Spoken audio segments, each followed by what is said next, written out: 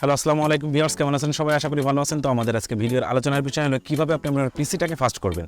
তো আমরা যারা কম্পিউটার ইউজ করি, আমরা কম্পিউটারটা ইউজ করার পর দেখা যায় কিছুদিন পর আমাদের ল্যাপটপ বা ডেস্কটপ যেটাই হোক, কিছুদিন পর সেটা স্লো হয়ে যায়। তো এই স্লো কম্পিউটারটাকে কীভাবে আপনি ফাস্ট করবেন? তো ভিউয়ার্স, আমরা যারা মোবাইল ফোন ইউজ করি, আমরা কিন্তু জানি যে মোবাইল ফোনও কিন্তু কিছুদিন পর স্লো হয়ে যায়। তো এই মোবাইল ফোনটাকে আমরা কী করি? বিভিন্ন ক্যাশ ডাটা ক্লিন করে বা রিসেট করে হলেও আমরা এই মোবাইলটাকে ফাস্ট করি। তো পিসির বেলা আমরা কী করব? তো সেরকম কিছু ট্রিক আমি দেখাবো। আপনি যদি শুরু থেকে শেষ পর্যন্ত আমার এই ভিডিওটি দেখেন, তো আশা করি আপনার পিসিটাকে বা ল্যাপটপটাকে ফাস্ট করিয়ে নিতে পারবেন। তো সরাসরি আমরা স্ক্রিনে চলে যাবো, যে দেখাবো যে কীভাবে আপনি আপনার কম্পিউটারকে ফাস্ট করবেন। So I am Asad, you are watching এই টেক, লেটস স্টার্ট।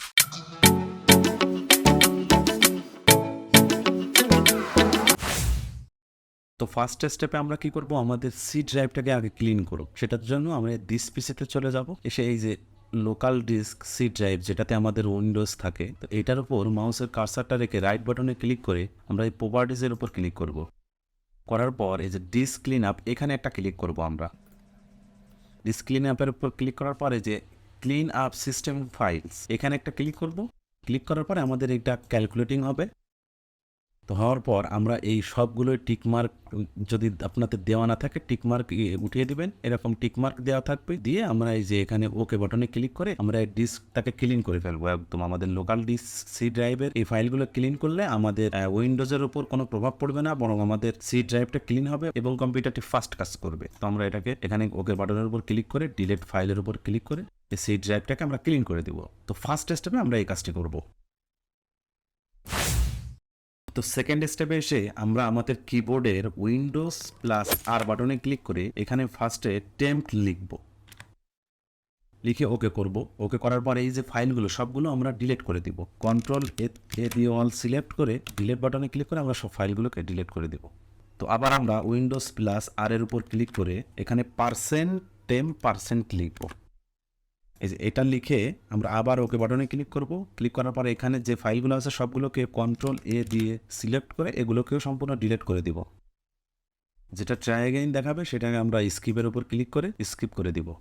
আবার আমরা উইন্ডোজ প্লাস আর এর উপর ক্লিক করে এখানে এই যে প্রিফেচ এটা লিখব। লিখে ওকে করব, কন্টিনিউ করব। করার পর এখানে যে ফাইলগুলো আছে আমরা এগুলোকেও ধরে কন্ট্রোল এ দিয়ে সিলেক্ট করে সবগুলো ফাইলকে ডিলিট করে দেব। যেটা ট্রাই অ্যাগেইন দেখাবে সেটা আমরা এখানে টিকমার্ক উঠিয়ে দিয়ে স্কিপ করে দেব।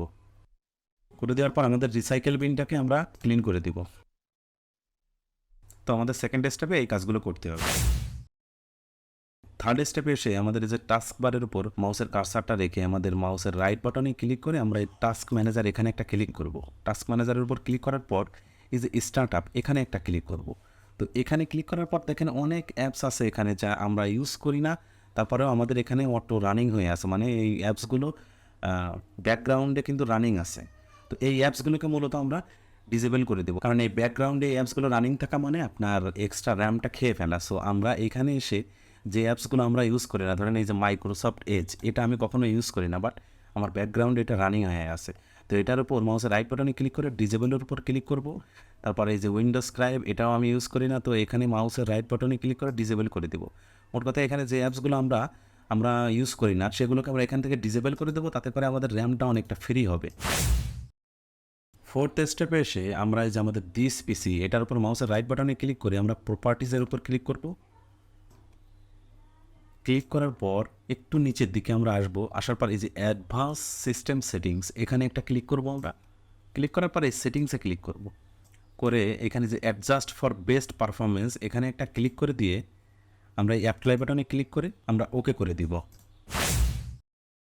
তো এই ফিফথ নাম্বার স্টেপে এসে আমরা আমাদের দিস পিসির উপর মাউসের কার্সার রেখে রাইট বাটনে ক্লিক করে মাউসের প্রপার্টিজের উপর আবার ক্লিক করব, করে আবার আমরা একটু নিচের দিকে এসে আবার অ্যাডভান্স সিস্টেম সেটিংস এখানে ঢুকবো। ঢোকার পর সেটিংসে যাব, সেটিংসে যাওয়ার পর এই যে অ্যাডভান্স এখানে একটা ক্লিক করব।